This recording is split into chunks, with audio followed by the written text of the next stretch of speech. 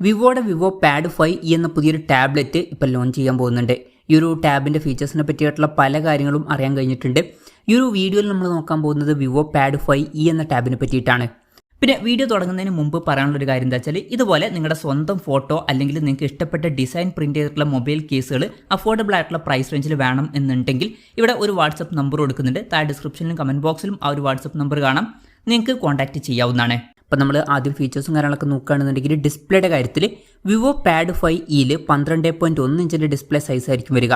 അപ്പം അത്യാവശ്യം വലിയൊരു സ്ക്രീൻ സൈസ് ഇതിൽ വരും. പിന്നെ 2.8K റെസൊല്യൂഷൻ ആയിരിക്കും ഇതിൽ വരിക. റെസൊല്യൂഷൻ വരിക 2800x1968 ആയിരിക്കും.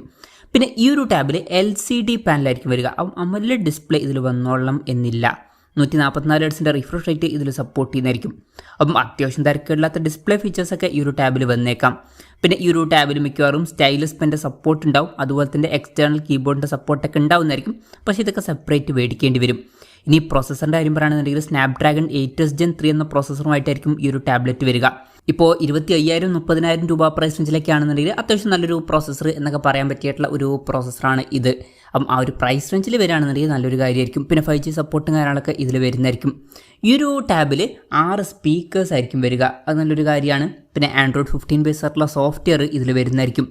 ക്യാമറയുടെ കാര്യം പറയുകയാണെന്നുണ്ടെങ്കിൽ ടാബിൻ്റെ പിന്നിൽ ഡ്യുവൽ ക്യാമറ സെറ്റപ്പ് ആയിരിക്കും വരിക.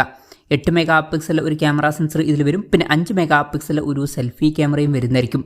അപ്പം ഓൺ പേപ്പർ ബേസിക് ആയിട്ടുള്ള ഒരു ക്യാമറ സ്പെസിഫിക്കേഷൻ ആയിരിക്കും വരിക. പക്ഷേ ടാബ് എന്ന് പറയുന്നത് ക്യാമറ ഫോക്കസ്ഡ് ആയിട്ടുള്ള ഒരു ഡിവൈസ് ഒന്നുമല്ല.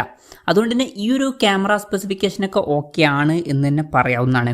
പിന്നെ ബാറ്ററിയുടെ കാര്യത്തിൽ 10,000 mAh ബാറ്ററി ആയിരിക്കും ഈ ഒരു ടാബിൽ വരിക. പിന്നെ ഇതിൽ 44 വാട്ടിൻ്റെ ഫാസ്റ്റ് സപ്പോർട്ടും വരുന്നതായിരിക്കും. അപ്പോൾ തിരക്കില്ലാത്തൊരു ചാർജിങ് സ്പീഡും ഇതിൽ വന്നേക്കാം. പിന്നെ Type-C ചാർജിംഗ് പോർട്ടുമായിട്ടായിരിക്കും ഈ ഒരു ടാബ്ലറ്റ് വരിക. അപ്പം അത്യാവശ്യം തിരക്കില്ലാത്തൊരു ബാറ്ററി സെറ്റപ്പൊക്കെ ഇതിൽ വരുന്നതായിരിക്കും. അപ്പം ഇതൊക്കെയാണ് ഫീച്ചേഴ്സിനെ പറ്റി പറയാനുള്ള കാര്യങ്ങൾ.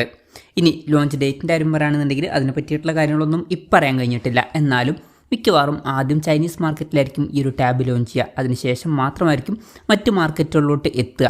ഇനി ഇന്ത്യയിൽ ലോഞ്ച് ചെയ്യുമോ എന്നും കൺഫേം ആയിട്ട് പറയാൻ പറ്റില്ല. അതിനെപ്പറ്റിയിട്ടുള്ള ന്യൂസുകളൊന്നും ഇപ്പം പുറത്ത് വന്നിട്ടില്ല. അതിനെപ്പറ്റിയിട്ടുള്ള ന്യൂസുകളൊക്കെ വരുമ്പം അതിനെപ്പറ്റിയിട്ടുള്ള വീഡിയോസൊക്കെ നമ്മൾ ചെയ്യുന്നതായിരിക്കും. അപ്പം അതുപോലുള്ള വീഡിയോസ് കാണാൻ താല്പര്യമുണ്ടെന്നുണ്ടെങ്കിൽ ഈ ചാനലും സബ്സ്ക്രൈബ് ചെയ്യാവുന്നതാണ്. പിന്നെ വിലയുടെ കാര്യം പറയുകയാണെന്നുണ്ടെങ്കിൽ ഇന്ത്യൻ മാർക്കറ്റിലൊക്കെ ഈ ഒരു ടാബ് ലോഞ്ച് ചെയ്യുകയാണെന്നുണ്ടെങ്കിൽ നമുക്ക് ഈ ഒരു ടാബ്ലറ്റ് ഒരു 35,000 രൂപ പ്രൈസ് റേഞ്ചിലേക്കായിട്ട് എക്സ്പെക്ട് ചെയ്യാവുന്നതാണ്. ചിലപ്പം ഒരു 40,000 രൂപ പ്രൈസ് റേഞ്ചിലായിട്ടും ഈ ഒരു ടാബിൻ്റെ വില എത്തിയേക്കാം. കൺഫർമേഷൻസ് ഒന്നുമില്ല, ജസ്റ്റ് നമ്മുടെ എക്സ്പെക്റ്റേഷൻ പറഞ്ഞു എന്നേ ഉള്ളൂ.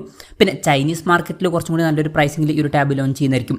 ചൈനീസ് മാർക്കറ്റിൽ ഒരു 25,000 അല്ലാന്നുണ്ടെങ്കിൽ അതിലും കുറഞ്ഞൊരു പ്രൈസ് റേഞ്ചിലേക്ക് ഈ ഒരു ടാബ് നമുക്ക് എക്സ്പെക്ട് ചെയ്യാം. എന്തായാലും വിവോയുടെ വിവോ പാഡ് 5 എന്ന പുതിയൊരു ടാബ്ലറ്റ് ലോഞ്ച് ചെയ്യാൻ പോകുന്നുണ്ട്. ഈ ഒരു ടാബിനെ പറ്റിയിട്ടുള്ള നിങ്ങളുടെ അഭിപ്രായം ജസ്റ്റ് ഒന്ന് കമൻറ്റ് ചെയ്യുക. അതുപോലെ തന്നെ ഈ ഒരു ടാബ്ലറ്റ് ഇന്ത്യൻ മാർക്കറ്റിൽ നിങ്ങൾ ഏത് പ്രൈസിങ്ങിലാണ് എക്സ്പെക്ട് ചെയ്യുന്നത് എന്നുള്ള കാര്യം കൂടി ജസ്റ്റ് ഒന്ന് കമൻറ്റ് ചെയ്യുക.